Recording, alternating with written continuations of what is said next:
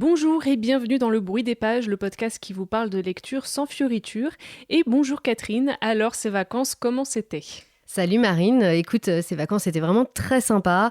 Je suis rentrée il y a à peine 2 semaines, mais je serais pas contre repartir un petit peu dans le sud là pour prolonger cette période de repos, de plage et de lecture, bien sûr. C'est vrai que les vacances, ça pourrait toujours être un peu plus long.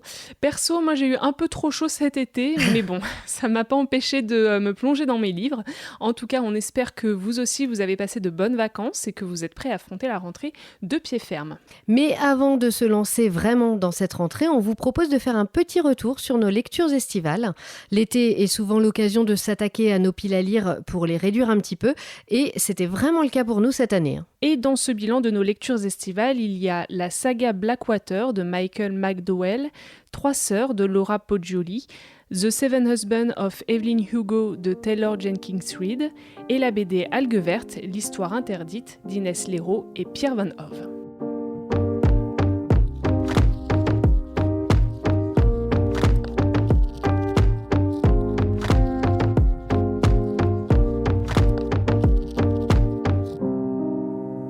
Voilà, donc 3 romans et une BD dont on a voulu vous parler un peu plus en détail. Mais d'abord, on peut peut-être commencer par un petit tour de table de nos lectures de l'été.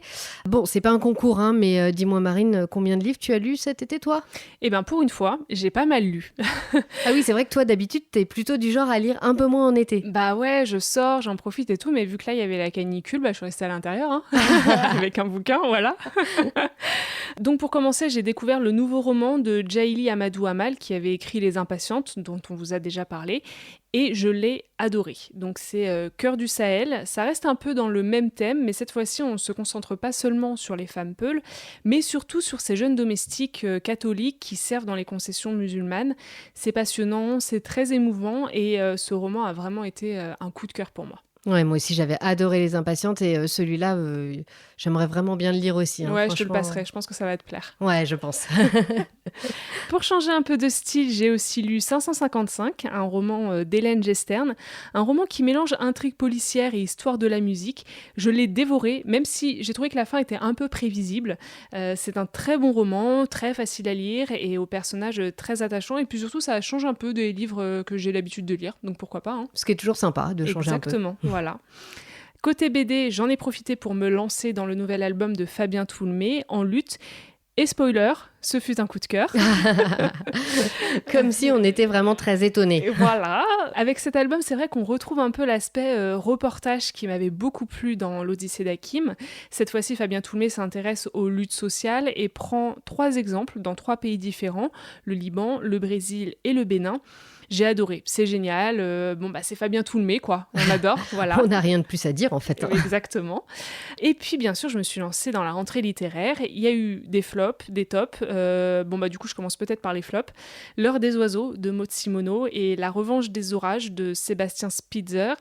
Pourtant, j'avais adoré son dernier roman, La fièvre, mais cette fois-ci, ça n'a pas fonctionné, malheureusement. Ouais, c'est trop bête parce que moi aussi, j'avais adoré La fièvre et j'avoue que j'étais très attirée du coup par ce roman-là aussi. Après, c'est vrai que La fièvre, on l'a lu à un moment où ça résonnait quand même vachement avec notre propre histoire, ce qu'on vivait avec le Covid, le confinement, etc. Donc j'imagine que ça explique aussi qu'on est autant accroché. Il y a peut-être de ça. Après, c'est vrai que là, l'histoire m'a pas emballé plus que ça. Et puis le style, j'ai pas accroché. Donc, rendez-vous au prochain, quoi, j'ai envie de dire. Bah voilà, c'est ça, ça peut pas non plus marcher à tous les coups. Exactement, ouais. Dans les tops, il y a le nouveau roman de Tiffany McDaniel, l'autrice de Betty. Celui-ci s'appelle L'été où tout a fondu. Et ça me conforte vraiment dans l'idée que cette autrice est tout simplement incroyable. Moi, j'ai toujours pas lu Betty, mais c'est sur ma liste. Donc il y aura Betty et sûrement celui-là. Ouais, les deux, là, t'as pas le choix. Je vais m'y mettre, promis. Et puis, il y a aussi Trois sœurs, dont on va vous parler dans cet épisode. Et enfin, je ne dirais pas que c'était un top, mais un mi-top, mi-flop, peut-être. Moite-moite. Voilà, La petite menteuse de Pascal Robert Diard. Et toi, Catherine, ça a donné quoi tes lectures estivales? Bah écoute, moi je suis assez contente de mon résultat. Franchement, j'ai alterné entre BD et romans. Et dans les romans, j'ai aussi navigué d'un genre à l'autre. Donc, outre ceux dont on va vous parler dans quelques minutes, j'ai lu un thriller super haletant qui s'appelle Falling de T.J. Newman. Il est sorti en français sous le titre Chute libre en mars dernier et ça parle d'une prise d'otage dans un avion. Je vous en dirai pas beaucoup plus maintenant parce que je voudrais avoir le temps de vous en parler en détail dans un prochain épisode. Et puis Marine, faut vraiment que tu le lises. Hein. Ouais, je me le note celui-ci. Même si t'as un peu peur dans l'avion. Bah c'est vrai que ça me fait un peu flipper, donc bon, faut pas que je le lise avant de partir en voyage, quoi. C'est voilà, ça le truc. c'est ça. Lis-le juste après. Voilà. Tu vois. Ouais. Ensuite, j'ai entamé mes vacances avec mon traditionnel roman de chick lit sur la plage. Le fameux. Obligatoire. Cette année, c'est ma copine Camille qui me l'avait prêté. Elle est fan de chick lit comme moi et je lui fais vraiment confiance dans ses choix. Et elle m'avait promis que c'était super et elle ne m'a pas déçue. Ça s'appelle The Unhoneymooners de Christina Loren, l'anti-lune de miel en français. Et je dirais que c'est du très très lourd. Hein. Ah ouais, carrément. C'est l'histoire d'Olive et Ethan qui sont ennemis jurés et qui se retrouvent à partager une lune de miel à Hawaï. Alors attention, spoiler, ils vont tomber amoureux. On s'y attendait pas du tout. C'est vraiment grosse surprise. Hein. Bon, c'est idéal pour se vider la tête, c'est complètement feel good. Et truc marrant que j'ai découvert à la fin. Moi, je connaissais pas cette autrice Christina Loren. Et en fait, c'est pas une, mais deux autrices qui donc travaillent ensemble et écrivent tous leurs romans à quatre mains. Donc, je trouve ça assez original. Ouais, c'est marrant. Et du coup, ils ont pris un pseudo. Et donc, le pseudo, c'est leurs deux prénoms. Ouais, c'est chouette. Ok. Sinon, j'ai lu aussi Le Lys de Brooklyn de Betty Smith. Ça, c'est mon chéri qui me l'a ramené de la librairie juste au début de l'été. C'était donc conseillé par notre libraire. C'est une superbe histoire qui suit une famille pauvre de Brooklyn dans les années 1910. Pareil, celui-là, j'espère qu'on va vous en parler très bientôt dans le bruit des pages parce que c'est un très joli coup de cœur. Il me tente bien aussi, celui-là. Ah oui, il faut que tu le lises, franchement. Et puis donc côté BD, on en a parlé dans l'épisode d'août. J'ai lu Ce n'est pas toi que j'attendais de Fabien Toulmé et là aussi, énorme coup de cœur. Pareil, un spoiler. C'est vrai, on s'y attendait pas du tout. Quelle belle histoire, émouvante et tellement touchante. C'est la première BD qu'a écrite Fabien Toulmé et il y raconte la naissance de sa fille porteuse de trisomie 21. Si vous l'avez pas lu, franchement foncez, c'est vraiment magnifique. Et d'ailleurs, si tu veux, Marine, on peut faire un petit échange. Ouais, un tu petit me passes troc. en lutte et je te prête celui-là. Voilà, et comme ça, on aura tout lu de Fabien Toulmé. Exactement. Et enfin, j'ai lu le tome 2 de L'Or Olympus qui est sorti au début de l'été. Donc évidemment, je me suis jetée dessus pour poursuivre les aventures de Hadès et Perséphone, revisitées par Rachel Smith. Marine, pareil, je te le prête quand tu veux. Je prends aussi. Bon, ça fait déjà un bon petit paquet de livres, tout ça. Oui, et on n'a même pas commencé à parler de ceux du jour. Il serait peut-être temps qu'on s'y mette. Hein. Oui, allons-y parce qu'on pourrait y rester des heures là. C'est le phénomène de librairie de ce début d'année. Il y a de grandes chances pour que vous ayez déjà lu un, au moins, voire dévoré les 6 tomes en quelques jours. Il fallait quand même bien qu'on vous parle dans ce podcast de la saga Blackwater de Michael McDowell, paru aux éditions Monsieur Toussaint l'Ouverture. On a toutes les deux lu les 3 premiers tomes, La Crue, La Digue et La Maison. Marine, je crois que tu hésitais à te lancer dans le 4e tome qui s'appelle La Guerre ce week-end. Alors, qu'est-ce que t'as fait ? J'ai pas hésité longtemps, forcément. Non, bon, j'avoue, je confesse, je l'ai commencé, voilà, j'ai repoussé ma prochaine lecture. Bon, en tout cas, cette saga familiale ne risque pas de rester longtemps dans notre pile à lire. La saga Blackwater, c'est l'histoire de la famille Casquet, une famille tout sauf ordinaire dans la ville de Perdido. Alors que les flots sombres et menaçants de la rivière submergent Perdido, une petite ville du sud de l'Alabama, les Casquet, une riche famille de propriétaires, doivent faire face aux innombrables dégâts provoqués par la crue. Mené par Marie-Love, la puissante matriarche, et par Oscar, son fils dévoué, le clan s'apprête à se relever. Mais c'est sans compter sur l'apparition, aussi soudaine que mystérieuse, d'Elinor Damert, jeune femme séduisante au passé trouble, dont le seul dessein semble être de s'immiscer au cœur de la famille Casquet. Bon, vous savez que je suis très sensible aux jolies couvertures de romans. Alors évidemment, j'avais repéré Blackwater dès son arrivée en librairie, mais c'est vrai que j'ai mis du temps à m'y mettre.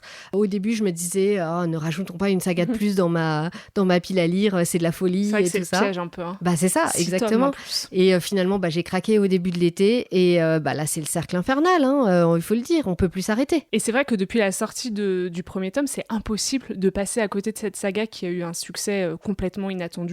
Que ce soit en librairie, sur les réseaux sociaux et dans la presse même, Blackwater était vraiment partout. Donc moi, on va dire que j'ai résisté, 2 semaines avant de me lancer. J'ai un peu eu la même réflexion que toi. Et dès les premières pages, T'as tenu moins longtemps que moi. Hein. Oui, je suis faible. Et dès les premières pages, en plus, j'ai été happée par cet univers qui est très étrange, pesant et en même temps fascinant. Et il faut dire que le concept en lui-même est déjà très attirant puisque les volumes de cette chronique familiale ont été publiés tous les 15 jours, un peu comme une série. Donc ça entretient le suspense, juste ce qu'il faut. Oui, t'es obligé de continuer, quoi. Tu peux pas t'arrêter. Hein. Et c'est vrai que c'est un vrai phénomène éditorial. Hein. Comme tu disais, on le voit partout et il y a eu une vraie ruée sur les libraires à chaque sortie de nouveaux tomes. C'est clairement une stratégie de la part de la maison d'édition Monsieur Toussaint Louverture. Et ça marche aussi parce que c'est court. C'est à peu près 250 pages. Donc, même moi, je le dévore en 2 secondes. Ouais. Et forcément, tu vas te lancer dans le suivant directement parce que tu l'as lu tellement vite. Tu dis, rien de plus, c'est pas compliqué. C'est ce que tu disais, c'est un peu comme les épisodes d'une série. En fait, tu arrives à la fin, tu as un cliffhanger et tu peux pas t'arrêter. Voilà, donc tu lis le suivant. Et en même temps, ça se comprend parce que Michael McDowell, il a aussi travaillé pour le cinéma et la télé.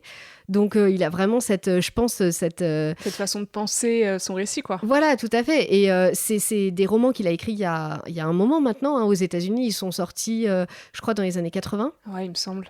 Et en fait, déjà à l'époque, c'était vraiment une volonté de sa part de sortir les romans comme ça, toutes les 2 semaines, un peu comme un feuilleton, quoi. Ouais, voilà, exactement, c'est ça. Et alors d'ailleurs, à quand la mini-série, franchement, ou le film ? Ouais, je suis sûre que ça va se faire. Je sais pas. En tout cas, moi, j'aimerais bien. Ouais, moi aussi, j'aimerais bien voir ça. Bon, après, je me dis, peut-être pas Netflix, peut-être plutôt HBO, là, qui ferait un truc un peu plus edgy, et tout ça, ça un pourrait peu plus être sympa. recherché.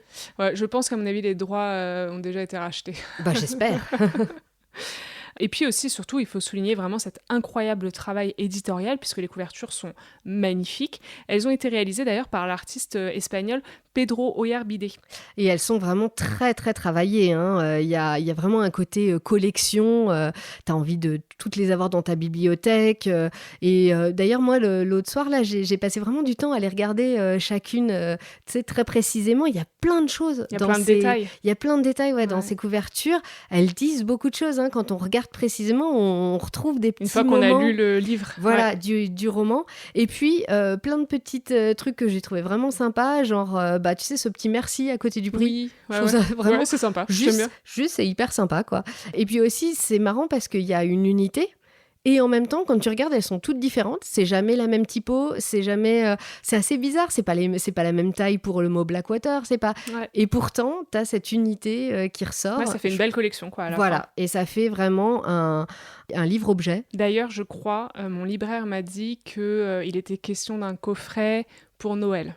Ah oui. Ça va être le piège, ça pour moi. Bien. Je suis capable de les racheter en coffret, tu sais ça. S'il faut une couverture différente. Peut-être que si c'est la même mise dans un coffret, tu rachèterais juste pour le coffret ? J'en sais rien, je suis folle.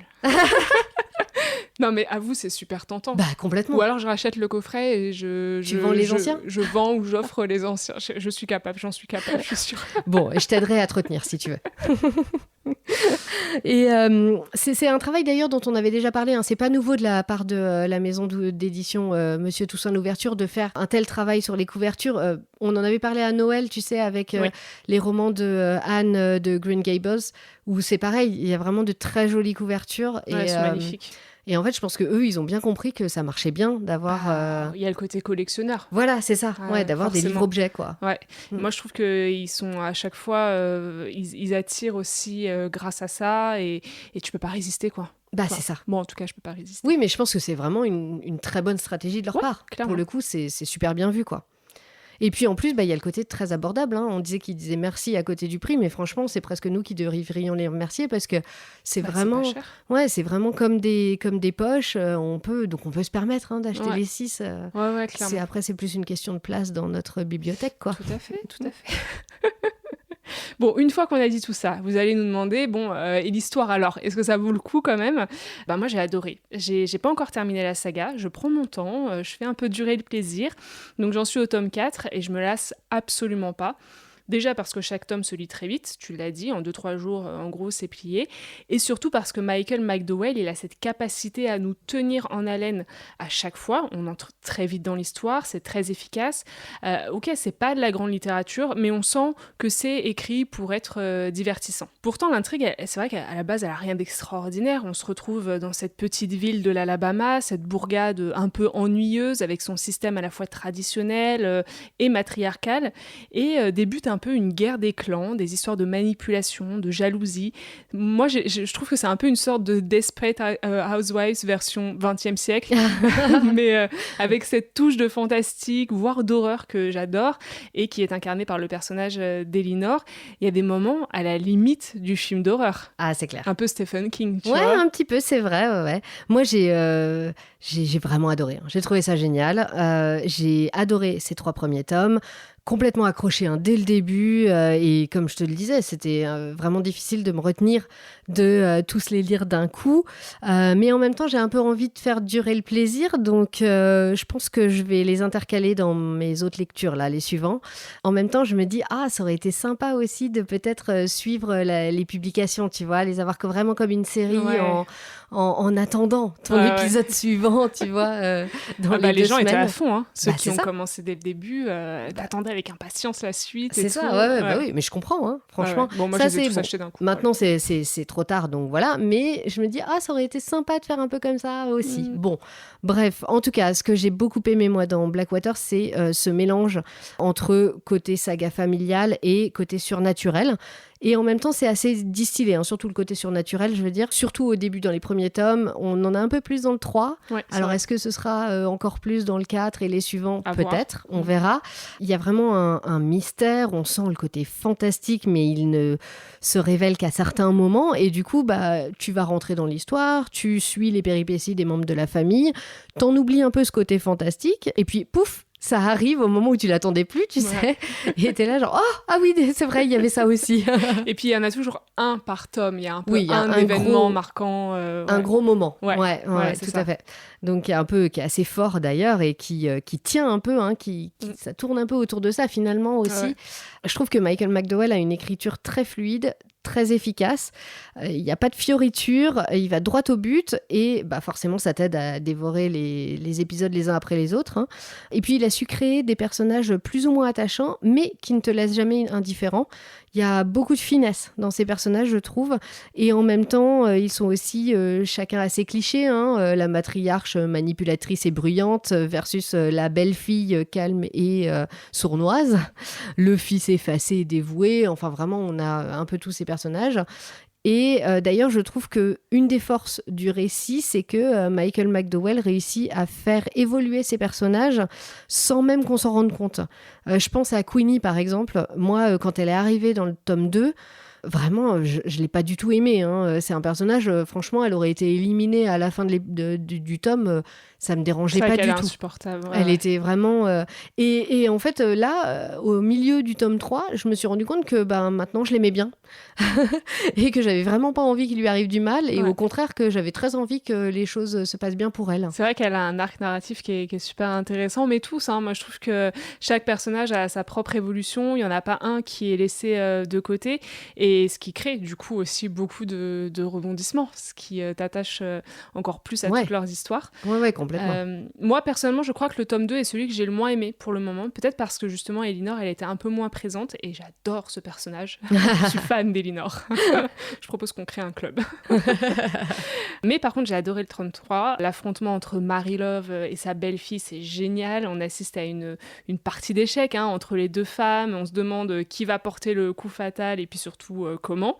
C'est clair, on c'est a trop bien. Ah oui, on est trop fan de cette bataille entre les deux. Et puis en plus, on est entre la bataille rangée et les attaques sournoises. Exactement. En plus, ni l'une ni l'autre n'est vraiment un personnage sympathique, donc on attend vraiment le moment où elles vont se faire un sale coup, et c'est assez jouissif, le moment où ça arrive. Ouais.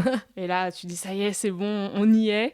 Et puis en plus, Elinor, c'est un peu le fil conducteur quand même de la saga. L'auteur, il entretient vraiment le suspense à son égard, parce que finalement, on ne sait pas grand-chose de cette femme, sur son passé, son histoire, sur ses intentions. Elle est très mystérieuse. Elle est très mystérieuse, c'est ce qui fait que c'est très intriguant.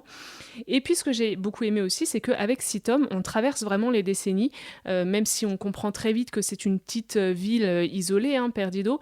Ses habitants ne sont pas du tout épargnés par les catastrophes, comme la Grande Dépression, par exemple, dans le tome 3, si je ne me trompe pas, la guerre dans le tome 4, et puis forcément, ces événements, ils vont aussi avoir un impact sur leur quotidien. C'est un peu en toile de fond. Ouais, c'est ça, c'est un peu en toile de fond, parce que moi je me disais justement la Grande Dépression, je m'attendais à ce que ça ait vraiment une grosse place dans ce tome 3, tu vois, c'est pile le moment où ça arrive, on se dit bon, ils vont être, je sais pas, ruinés, et puis et ils vont devoir remonter la pente et tout. En fait, c'est vraiment juste en arrière-plan. Ça joue, mais c'est pas, on reste quand même très centré sur Perdido, la famille. sur la famille, Ouais. etc. Ouais. Mais c'est cool quand même d'avoir cette histoire tout à en fait. arrière-fond. Ouais. Oui, c'est clair, on suit l'évolution du siècle avec eux. Ouais. Et moi, ce que j'ai bien aimé aussi, c'est que il y a aussi tout un univers, vraiment, une ambiance, cette petite ville du sud des États-Unis. On est un petit peu en mode autant on emporte le vent. Bon, c'est pas des plantations, c'est une scierie, mais on a un peu ce genre d'ambiance, je trouve. Oui, puis la ville est divisée un peu en deux. Il y a d'un côté les familles un peu bourgeoises, etc. Et puis tu as le quartier des Noirs. C'est ça. Qui sont domestiques dans les maisons, etc. Voilà, avec les domestiques qui sont... toute la famille est domestique pour les casquets. Ouais. Enfin, on a vraiment un peu ce truc qui rappelle ce genre d'ambiance du sud profond, quoi. Ouais, c'est ça.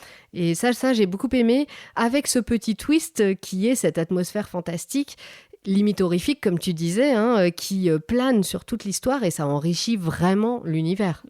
Et moi, je trouve que c'est... Alors, souvent, on demande, je trouve, pour cette saga, mais si j'aime pas le fantastique, est-ce que je vais quand même aimer ? Moi, je pense que oui. Parce que c'est pas non plus ultra présent, c'est vraiment c'est une saga familiale, quoi. Complètement. Donc moi je pense que même si vous aimez pas le fantastique, allez-y, quoi. Oui, ça marche, parce que c'est ce que je disais, c'est vraiment le fantastique, il est distillé, c'est des petits événements par-ci par-là, on le sent en arrière-plan, ça plane sur l'histoire, et on cherche un peu à comprendre ce qui se passe, mais en gros, ce qui est le plus important dans cette histoire, c'est cette famille, et c'est son histoire, et c'est la bataille entre Marie-Love et Elinor. Enfin, c'est ça qui Oui, qui vous n'avez compte le pas plus. des faits à chaque coin de page, quoi. Ouais, non, pas du tout. Rassurez-vous. Alors, est-ce que vous aussi, vous avez craqué pour cette saga durant l'été ? Est-ce que vous l'avez dévorée ? Si ce n'est pas le cas, il est encore temps de vous y mettre. Faites-nous confiance, vous pouvez y aller les yeux fermés. Et si c'est le cas, dites-nous si vous avez été autant happé que nous par l'histoire des casquets, mais pas de spoiler, parce que laissez-nous le temps de finir la saga avant de nous divulguer tous ses secrets. Oui, s'il vous plaît. On l'a dit, l'été pour toi, Marine, c'est aussi l'occasion de prendre un peu d'avance sur la rentrée littéraire. Oui, et j'ai donc découvert ce roman de Laura Poggioli, Trois sœurs, qui a été publié chez l'Iconoclaste et qui est sorti le 18 août. Quand la police de Moscou est arrivée, les trois sœurs étaient assises le long du mur, à côté du cadavre de leur père. Il avait le poil noir, le ventre gras, une croix dorée autour du cou. Depuis des années, il s'en prenait à elles, les insultait, les frappait, la nuit, le jour. Alors, elles l'ont tué. La Russie s'est déchirée à propos de ce crime parce qu'il lui renvoie son image, celle d'une violence domestique impunie. C'est un premier roman qui est très réussi et troublant, déjà par le style, puisque Laura Poggioli mélange le reportage, l'autobiographie et la fiction. Elle se base donc sur cette histoire vraie, celle des trois sœurs Khachaturian qui ont assassiné leur père en juillet 2018, après avoir subi pendant des années des violences indescriptibles, tout en imaginant certaines scènes de leur quotidien. Et puis à cela s'ajoute la propre histoire de Laura Poggioli, alors qu'elle était étudiante en Russie et qu'elle subissait elle-même l'emprise et les violences de son copain russe. On imagine que les deux histoires sont quand même très différentes. Hein. Oui, entre celle de Laura Poggioli et celle des sœurs Khachaturian, c'est pas du tout la même chose. Évidemment, les violences que l'autrice a connues à cette époque sont sans comparaison avec les sévices subis par les trois sœurs Khachaturian et leur mère, qui sont violées, frappées, maltraitées par leur père. Mais le parallèle a quand même le mérite de rendre cette histoire, je trouve, un peu plus proche du lectorat français. Et finalement, ça nous offre une analyse assez fine des mécanismes des violences domestiques et de la société russe en particulier. Alors c'est vrai que j'ai moins aimé quand même l'aspect autobiographique du roman et la façon très intime dont Laura Poggioli explique son rapport aux hommes. En revanche, et même si certains passages sont très durs, les chapitres qui se concentrent vraiment sur l'histoire des trois sœurs étaient mes préférés. J'ai beaucoup aimé l'analyse de l'autrice sur la société russe, les différences avec l'Occident et notre féminisme. Et il y a d'ailleurs certains extraits qui illustrent parfaitement cette différence entre les deux cultures. Certes, en Russie, la loi et la société banalisent les violences conjugales, les cantonnent un peu en quelque sorte à la sphère privée. Mais paradoxalement, l'autrice nous explique qu'elle n'a jamais subi de harcèlement de rue en Russie. Chose un peu inconcevable quand tu es française, parisienne en plus. Pour toi, ça te semble... on subit ça tous les jours, presque. Ouais, non, mais c'est vrai que c'est hyper étonnant, mais j'imagine que c'est en effet ce truc de tout garder dans la sphère privée, et du coup, en public, on garde les apparences Ouais, c'est ça, c'est exactement propres. ça, exactement. Et c'est là d'ailleurs toute la contradiction d'une société qui se construit en opposition à l'Occident, au mouvement MeToo, qui prône l'égalité entre les hommes et les femmes depuis l'URSS. D'ailleurs, les femmes, à l'époque de l'URSS, étaient les premières à pouvoir voter, et qui pourtant... de l'autre côté, dépénalise les violences domestiques, surtout sous Poutine, et où, par exemple, accoucher d'une fille coûte moins cher que de mettre au monde un garçon. Ce qui est incroyable. Ouais, ça semble fou. C'est fou, et pourtant, hein. ouais. Et donc, cette affaire, elle a été très médiatisée à l'époque, c'est ça ? Oui, complètement. Ça a vraiment fait la une des journaux russes. Et l'opinion publique a d'ailleurs joué un rôle très important dans cette affaire, car les sœurs sont soutenues aujourd'hui encore par beaucoup de collectifs féministes pour que leurs crimes soient requalifiés en légitime défense, ce qui leur éviterait 20 ans de prison. Ah oui, mais donc ça n'a toujours pas été définitivement jugé ? Oui, il y a encore des rebondissements judiciaires. On attend la décision finale et peut-être même l'acquittement, c'est ce qu'on peut espérer pour elles. C'est aussi pour ça qu'elles sont devenues un peu le symbole des violences domestiques en Russie. Bref, c'est un très bon premier roman, c'est déroutant, c'est très instructif et une belle découverte de la rentrée littéraire. Moi, je voulais vous parler de ce roman qui attendait depuis un long moment sur mon étagère et qui finalement était parfait pour les vacances. Il s'agit de The Seven Husbands of Evelyn Hugo de Taylor Jenkins Reid, édité en VO par Simon & Schuster. Je vous donne le titre en anglais parce que c'est cette version que j'ai lue, mais il existe aussi en VF sous le titre Les 7 maris d'Evelyn Hugo. Et sachez qu'il sort en poche chez Hauteville le 7 septembre, donc on est pile dans l'actu. À vos agendas. À l'aube de ses 80 ans, Evelyn Hugo, légende du cinéma et d'Hollywood, est enfin prête à dire la vérité sur sa vie aussi glamour que scandaleuse. Mais quand cette actrice vieillissante et solitaire décrète qu'elle fera ses révélations à Monique Grant, obscure journaliste pour un magazine de mode, personne ne comprend son choix. La journaliste écoute avec fascination l'histoire de cette actrice mariée 7 fois, une histoire d'ambition, d'amitié et d'amour défendu. Je vous le disais, c'est vraiment un roman parfait pour les vacances. J'ai adoré me plonger dans l'histoire d'Evelyn Hugo, découvrir sa vie au gré de ses différents mariages et de son grand amour. Je ne vous dis pas lequel. Dès les premières pages, on entre dans le récit et on est complètement accroché. Je n'en suis ressortie qu'à la fin, un peu triste de quitter les personnages. Le roman est découpé en plusieurs parties, une par mari. Certains, tu vas les adorer, d'autres, tu vas les plaindre un petit peu et d'autres, tu les détestes direct. Donc comme ça, c'est très simple. L'intrigue et le suspense sont très bien menés. Je dirais qu'il n'y a pas d'énormes surprises, mais c'est pas non plus trop simpliste. Donc on s'ennuie pas, quoi. On s'attend pas à chaque rebondissement, etc. Donc ça va, c'est vraiment, vraiment très sympa. Les personnages sont super bien écrits, je trouve. Évidemment, Evelyn Hugo, l'héroïne, qui est une femme forte, indépendante, mais aussi ambitieuse, qui ne recule devant rien pour obtenir ce qu'elle veut. Elle est vraiment sans scrupules, c'est pas une enfant de cœur, quoi. Et du coup, c'est sympa parce qu'il y a vraiment une partie d'elle qu'on aime beaucoup. Et puis, en même temps, on se rend compte qu'elle est beaucoup plus complexe que ça. D'ailleurs, elle-même ne veut pas être présentée comme quelqu'un de bien. Quand elle rencontre Monique Grant et qu'elle commence à lui parler de son histoire, à chaque fois, elle lui dit non, mais arrête de voir cette image de papier glacé que tu as de moi, cette image toute lisse, c'est pas moi. Moi, j'étais pas comme ça. Moi, j'ai fait des sales coups. Moi, j'étais manipulatrice. Enfin, voilà, elle insiste vachement là-dessus. Et finalement, je trouve que ça nous aide presque à s'attacher à cette femme fatale qui a une image parfaite, mais finalement qui est loin d'être parfaite. Et puis, comme je vous le disais, il y a des personnages secondaires qui sont vraiment extra. Avec cette Marie, évidemment, tu peux faire ton choix dans ton préféré. Moi, je sais lequel c'est. Et certains d'entre eux, tu vas beaucoup t'attacher à eux, obligatoirement. Et puis, en plus, ça se passe dans le Hollywood des années 50-60, ambiance glamour, tout ça. Complètement. On est dans le Hollywood de la grande époque de Hollywood. C'est quelque chose que j'ai adoré. On est plongé dans cette ambiance. On imagine les belles robes des actrices aux soirées des Oscars ou aux avant-premières des films. On imagine les diners sur Sunset Boulevard, les plateaux de cinéma de ces grands films noirs et blancs. Et ce qui est super, c'est que Evelyn Hugo nous fait le récit de l'envers du décor. Donc on a vraiment les deux parties, le côté glamour Hollywood et puis tout ce qui se passait derrière la caméra, de l'autre côté, quoi. Tous les personnages et les événements sont fictifs, mais évidemment, on s'amuse aussi à chercher des ressemblances avec de vraies icônes hollywoodiennes. Coucou Liz Taylor et ses 7 maris et 8 mariages. Ou alors avec des films de l'époque. Par exemple, à un moment, elle travaille pour un réalisateur français. Là, on pense tout de suite à la Nouvelle Vague. Franchement, t'as tes repères, quoi. Voilà. Tout de suite, tu reconnais tout de suite, quoi. Et ça, c'est assez sympa. Tu reconnais, tu cherches, tu dis « Ah tiens, ça me fait penser à ça. » Donc ouais, ça, j'ai vraiment beaucoup aimé. Voilà, j'ai vraiment passé un super moment avec ce roman. Et si vous cherchez à vous plonger dans une histoire divertissante, glamour, qui vous sort de votre train-train quotidien, foncez, vous ne le regretterez pas. Et d'ailleurs, je crois qu'il y a des rumeurs d'adaptation, non, en série, parce que c'est vrai que l'histoire, elle semble trop bien s'y prêter. Complètement. Alors, a priori, ce serait sur Netflix. J'ai un peu regardé les réseaux sociaux et franchement, les débats sont infinis sur quelle actrice pour jouer Evelyn Hugo. Je comprends en même temps parce que c'est vraiment un roman qu'on visualise. Et du coup, on veut vraiment qu'il fasse les bons choix pour les acteurs. Forcément. Ouais. Et évidemment, ça fait aussi beaucoup parler parce qu'il y a forcément des gens qui ne seront pas contents. Ouais.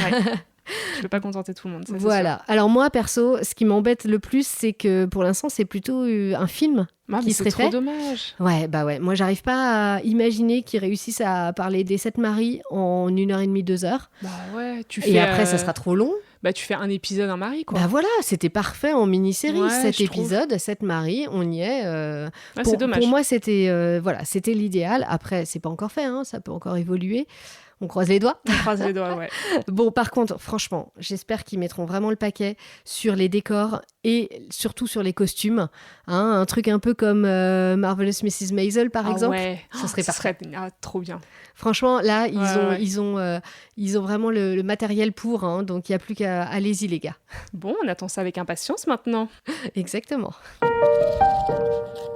De Hollywood aux plages de Bretagne, changement total d'univers pour notre BD du mois. On va vous parler d'Algues vertes, l'histoire interdite. Cette bande dessinée multiprimée est le récit de l'enquête choc de la journaliste Inès Leroux et du dessinateur Pierre Van Hove. Vous pouvez la retrouver aux éditions Delcourt. Depuis le début des années 80, au moins 3 hommes et 40 animaux ont été retrouvés morts sur les plages bretonnes. L'identité du tueur est un secret de polichinelle, les algues vertes et l'hydrogène sulfuré qui en émane. Un demi-siècle de fabrique du silence raconté dans une enquête fleuve. Des échantillons qui disparaissent dans les laboratoires, des corps enterrés avant d'être autopsiés, des jeux d'influence, des pressions et un silence de plomb.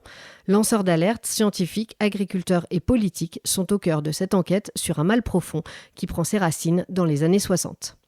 Pour le coup, Marine, c'était une BD qui était dans ta pile à lire depuis longtemps. Oui, pour tout vous dire, c'est ma mère qui me l'a prêtée l'été dernier parce qu'elle avait adoré et moi aussi j'ai beaucoup aimé cette BD.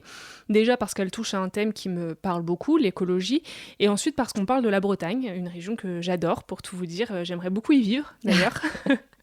Même après avoir lu cette BD? Et ben c'est tout le problème justement, c'est que quand vous refermez cet album, vous allez peut-être y réfléchir à 2 fois avant d'aller réserver vos prochaines vacances dans la région. C'est dommage, mais bon.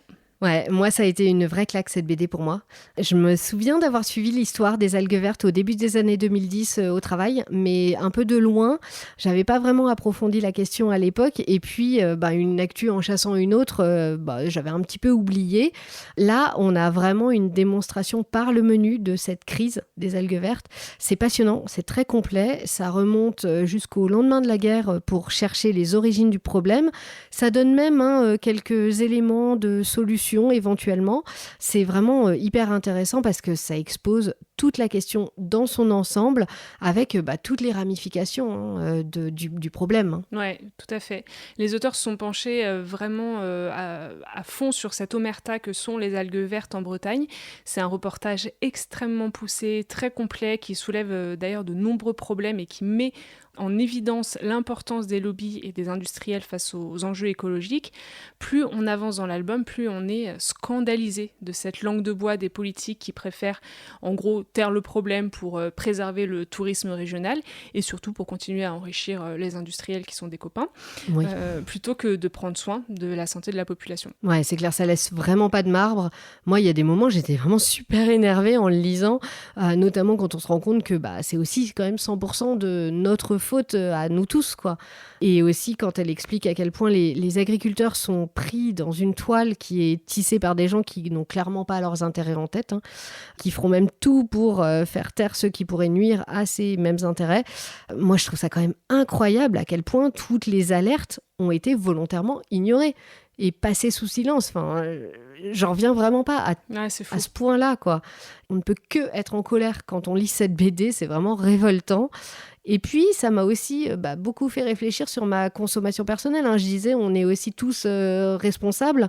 Ben oui, parce que c'est aussi notre consommation, notamment de porc, qui entre en jeu dans tout ça. Et en même temps, quand on lit l'enquête, on se rend compte que arrêter de manger du porc, ça changerait peut-être pas grand-chose, en tout cas pour la Bretagne, parce que la plupart des productions bretonnes sont faites pour l'exportation. Donc... que faire, quoi. C'est une prise de conscience qui est planétaire à ce niveau-là. Oui, c'est ça. C'est même plus que nous, mais bon, c'est vrai que ça commence aussi à notre niveau maintenant. Ça fait réfléchir quand même. C'est sûr, beaucoup, ça fait hein. réfléchir, mais t'as face à toi une mafia, quoi, en gros. Oui, ça fait vraiment, ça fait vraiment ça. Hein. Ouais. Et puis en plus, c'est un reportage qui a été construit sur plusieurs années, qui met aussi en avant un vrai travail collectif de la part des lanceurs d'alerte, des journalistes et des associations qui militent contre la prolifération des algues vertes. Les sources sont toujours citées. Moi, c'est un truc que j'ai vraiment beaucoup aimé. Ouais. On a même accès à certains documents à la fin de la BD, ça c'est super intéressant. Et on comprend pourquoi cet album a eu un vrai succès à sa sortie, en Bretagne, bien sûr, mais partout en France. Et elle a d'ailleurs été récompensée par plusieurs prix. Oui, c'est un travail qui est clairement orienté. Hein. Inès Léraud, elle a vraiment un point de vue qu'elle défend, mais en même temps, et c'est ce que je trouve qui est vraiment très très bien, c'est que c'est pas pour autant à sens unique. Hein. C'est un travail très équilibré. Elle donne la parole à toutes les parties. Elle est très précise, elle est hyper documentée. Comme tu disais, on a chaque source, chaque référence est indiquée.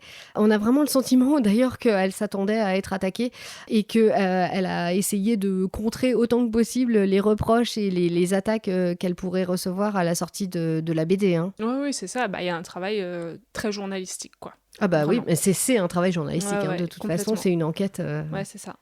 Et puis, ce que j'ai beaucoup aimé aussi, c'est la construction de la BD, parce qu'il y a une dimension presque comique sur certaines planches. Je pense par exemple à celle où on voit Jean-Yves Le Drian qui court partout d'un groupe industriel à un autre. D'un lobby à un autre. Ouais, d'un lobby à un autre, exactement. Un peu façon Où est Charlie et puis, il y a aussi les visages de certains personnages qui changent de couleur en fonction de leur gène. Quand elle leur pose une question, qu'ils n'osent pas répondre, etc. Enfin, ils deviennent tout verts. C'est marrant, quoi. Oui, c'est marrant et c'est vachement bien fait parce que ça montre vraiment toutes les réactions qu'il y a pu avoir. Ouais, exactement. Et puis ça allège un peu le propos aussi, qui est quand même un peu déprimant dans l'ensemble, on va pas se mentir. La journaliste, par contre, ne se met jamais en scène. J'avoue que j'ai trouvé ça un peu dommage, mais bon, après c'est un choix. On la devine quand même par moment.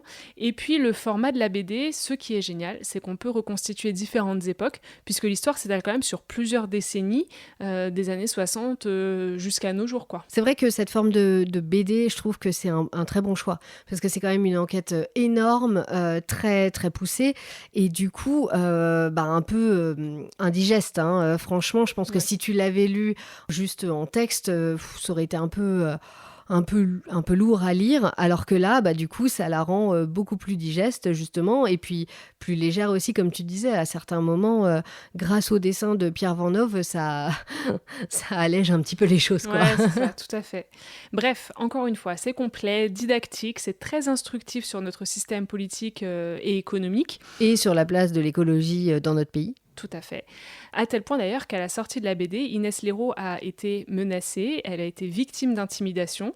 Une maison d'édition bretonne a même renoncé à traduire la BD en breton de peur de perdre les subventions du conseil régional. Donc là, on sent quand même un peu tous les poids. Mais d'ailleurs, même pendant toute son enquête, elle raconte à la fin un peu comment ça s'est passé, et elle dit qu'au début, ça a été difficile et tout, mais qu'elle s'est installée sur place. Ouais. Et que le fait de vivre là-bas l'a beaucoup aidée, parce qu'elle faisait un peu partie de la communauté aussi. C'est ça. Sinon, tu te retrouves face à beaucoup de méfiance. C'est ça, ça aurait été la Parisienne qui vient, enfin je sais pas si elle était parisienne à la base, mais en tout cas, qui vient là poser 3 questions.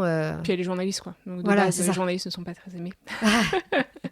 Et 3 ans après sa sortie, elle continue de faire parler d'elle, cette BD, puisque là, elle va être adaptée en film.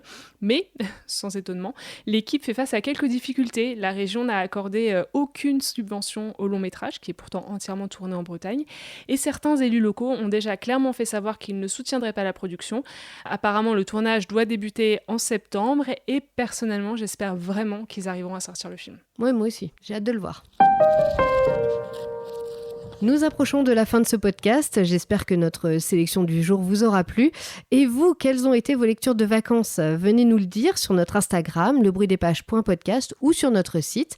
C'est là que vous retrouverez également toutes les références des livres dont on vous a parlé dans cet épisode. Vous pouvez aussi aller parler directement avec Marine sur son Insta, au fil des pages. N'hésitez pas aussi à liker et à partager ce podcast sur les réseaux sociaux et sur les plateformes d'écoute. Des étoiles et un petit commentaire sur Apple Podcasts, ça nous fait toujours plaisir. Et avant de se quitter, Catherine, dans quel livre es-tu plongée en ce moment ? Alors moi, je suis en plein dans la rentrée littéraire, mais celle de l'an dernier.